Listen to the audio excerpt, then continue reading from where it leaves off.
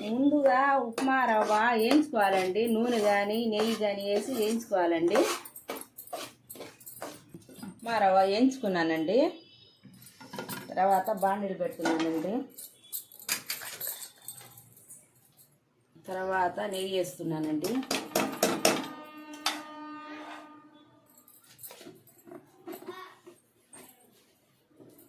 నూనె పోస్తున్నానండి.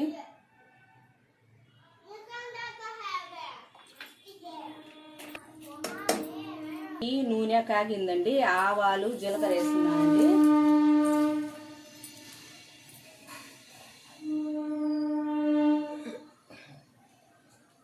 తర్వాత ఆవాలు జీలకర్ర వేసానండి. పచ్చెనపప్పు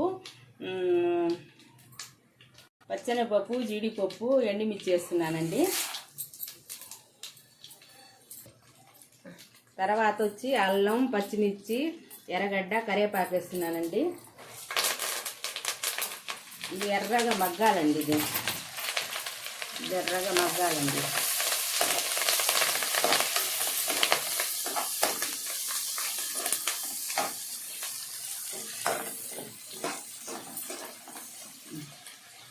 ఎర్రగా మగ్గాలండి. ఇది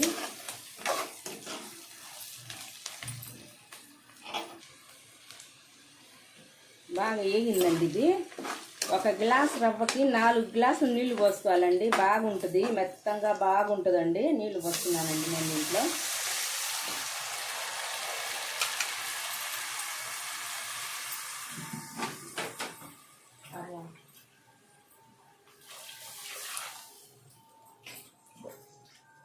నాకు 1 గ్లాస్ రవ్వకి 4 పట్టలేదండి, 3 గ్లాసులు నీళ్లు పోసానండి. ఇది బాగా తెల్లాలండి. ఇది బాగా తెల్లిన తర్వాత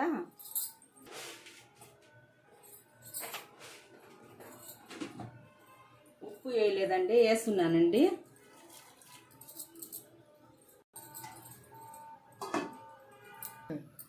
చూడండి బాగా తెల్లుతా ఉందండి.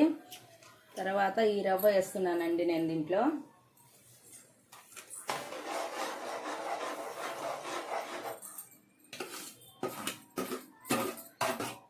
నెయ్యిలో వేయించిన రవ్వ కాబట్టి గడ్డ కట్టదండి. రవ్వ వేస్తున్నానండి.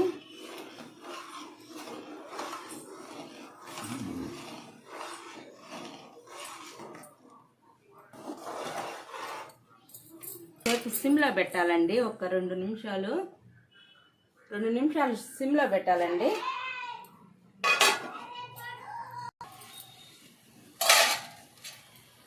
చూడండి ఈ విధంగా వచ్చిందండి ఉప్మా.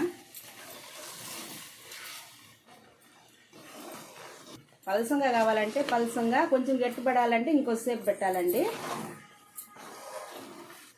మా ఇంట్లో కొంచెం పలసంగా ఉంటే ఇష్టపడతారండి. ఆఫ్ చేస్తున్నాను.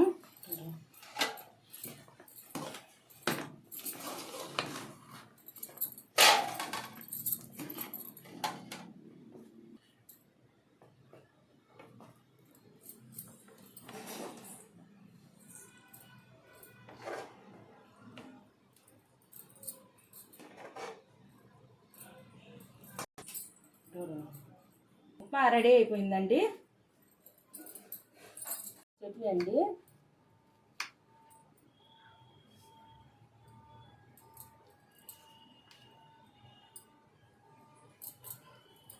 ఈ ఉప్మా చట్నీ రెడీ అయిపోయిందండి.